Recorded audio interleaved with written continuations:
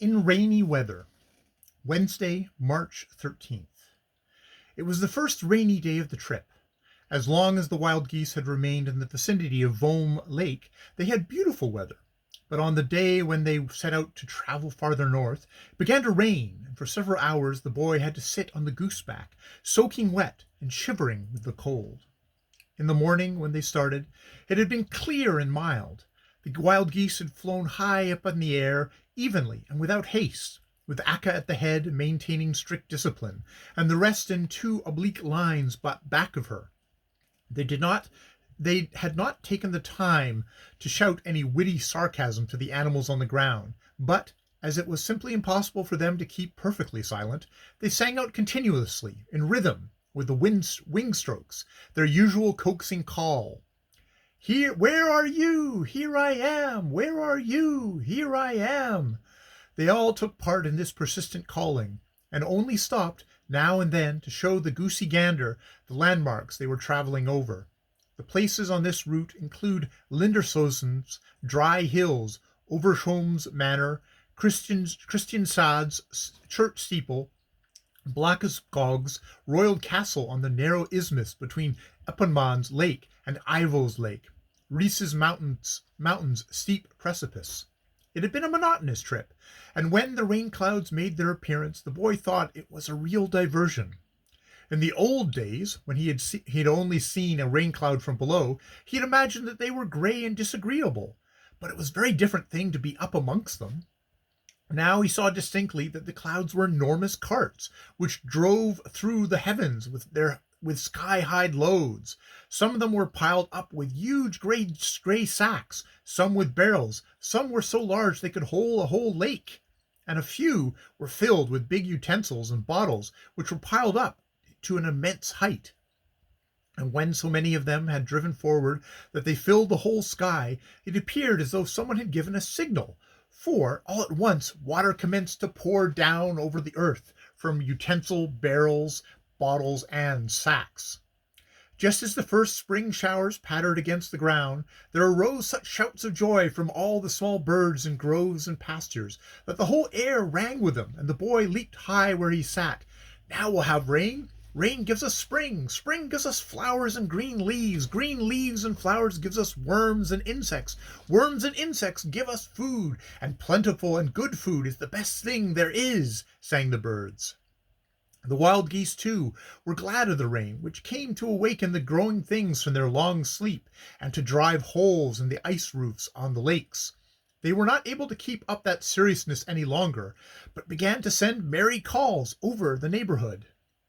When they flew over the big potato patches, which are so plentiful in the country around Christiansted, and which still lay bare and black, they screamed, "Wake up and be useful! Here comes something that will awaken you! You have idled long enough!" When they saw people who hurried to get out of the rain, they reproved them, saying, "What are you in such a hurry about? Can't you see that it's raining rye loaves and cookies?" It was a big, thick mist that moved northward briskly, and followed close upon the geese. They seemed to think they had dragged the mist along with them, and just now, when they saw the great orchards beneath them, they called out proudly, "Here we come with anemones! Here we come with roses! Here we come with apple blossoms and cherry buds! Here we come with peas and beans and turnips and cabbages! He who wills can take them! He who wills can take them!" Thus it had sounded while the first showers fell, and when all were still glad of the rain. But when it continued to fall the whole afternoon, the wild geese grew impatient, and cried to the thirsty forests around Ivo's lake, "Haven't you gotten enough yet? Haven't you gotten enough yet?" The heavens were growing grayer and grayer, and the sun hid itself so well that one couldn't imagine where it was. The rain fell faster and faster, and beat harder and harder against the wings, as it tried to find its way between the oily outside feathers into their skins. The earth was hidden by fogs, lakes, mountains, and woods floated together in an indistinct maze, and the landmarks could not be distinguished. The flight became slower and slower. The joyful cries were hushed, and the boy felt the cold more and more keenly. But still he'd kept up his courage as long as he had ridden through the air, and in the afternoon, when they had lighted under a little stunted pine, in the middle of a large morass, where all was wet and all was cold, where some knolls were covered with snow, and others stood up naked in a puddle of half-melted ice water, even then he had not felt discouraged, but ran about in fine spirits, and hunted for cranberries and frozen whortleberries. But then came evening, and darkness sank down on them so close that not even such eyes as the boy's could see through it, and all the wilderness became so strangely grim and awful. The boy lay tucked in under the goosey gander's wing, but could not sleep because he was cold and wet. He had heard such a lot of rustling and rattling and stealthy steps and menacing voices that he was terror-stricken and didn't know where he should go. He must go somewhere where there was light and heat, if he wasn't going to be entirely scared to death. If I should venture where there are human beings just for this if I should just venture where there are human beings just for this night, thought the boy, only so I could sit by a fire for a moment and get a little food, I would go back to the wild geese before sunrise. He crept from under the wing and slid down to the ground. He didn't awaken either the goosey gander or any of the other geese, but stole silently and unobserved through the morass. He didn't know exactly where on earth he was, if he was in Skane, in Smallland, or in Belking, but just before he'd gotten down in the morass, he had caught a glimpse of a large village, and thither he directed his steps. It wasn't long, either, before he discovered a road, and soon he was on the village street, which was long and had planted trees on both sides, and was bordered with garden after garden. The boy had come to one of the big cathedral towns, which are so common on the uplands, but can hardly be seen at all down in the plains. The houses were of wood and very prettily constructed. Most of them had gables and fronts, edged with carved moldings and glass doors, with here and there a colored pane opening on verandas.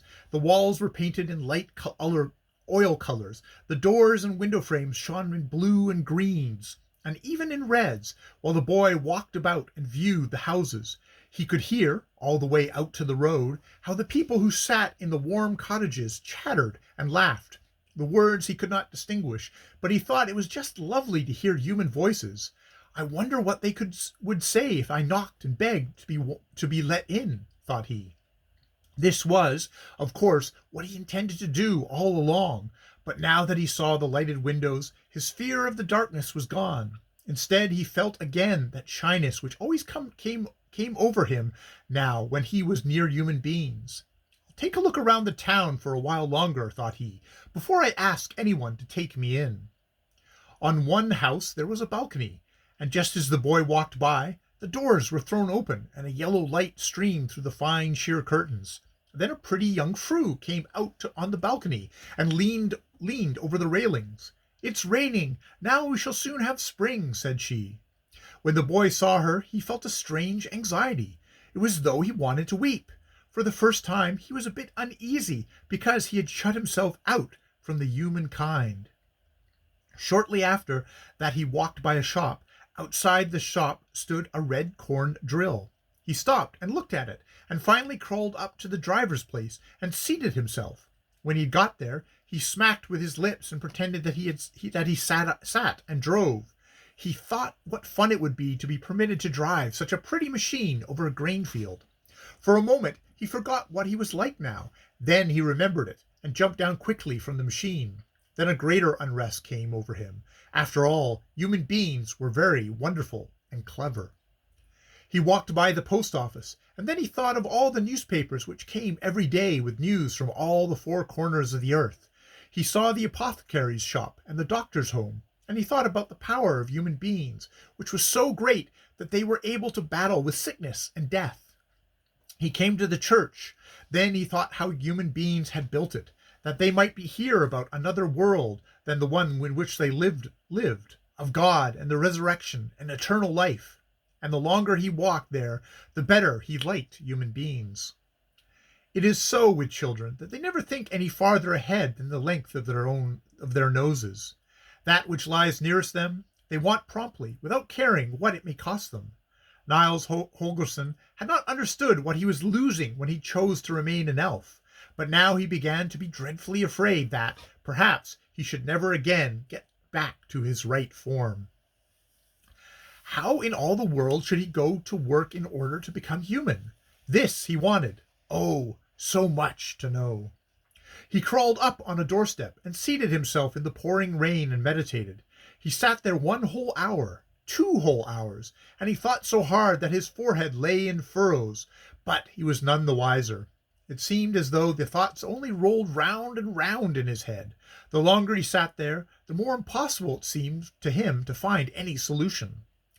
This thing is certainly much too difficult for one who has learned as little as I have, he thought at last. It will probably wind up by my having to go back among human beings after all. I must ask the minister and the doctor and the schoolmaster and the others who are learned, and may know a cure for such things. This he concluded that he would do at once, and shook himself, for he was as wet as a dog that had been in a water pool.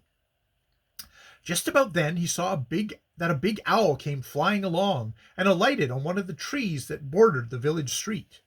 The next instant a lady owl, who sat under the cornice of the house, began to call out, "Kivit, Kivit, are you home again, Mr. Grey Owl?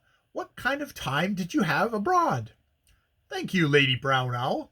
I had a very comfortable time," said the Grey Owl. "Has anything been out of the ordinary happened here at home during my absence?" "Not here in Bleking, Mr. Grey Owl, but in Skane a marvellous thing has happened. A boy has been transformed by an elf into a goblin no bigger than a squirrel, and since then he has gone to Lapland with a tame goose." "That is a remarkable bit of news, Can he never be human again, Lady Brown Owl? Can he never be human again?" "That's a secret, Mr. Grey Owl, but you shall hear it just the same. The elf has said that if the boy watches over the goosey gander so that he comes home safe and sound and—" "What more, Lady Brown Owl? What more? What more?" "Fly with me up to the church tower, Mr. Grey Owl, and you shall hear the whole story. I fear there may be someone listening down here in the street."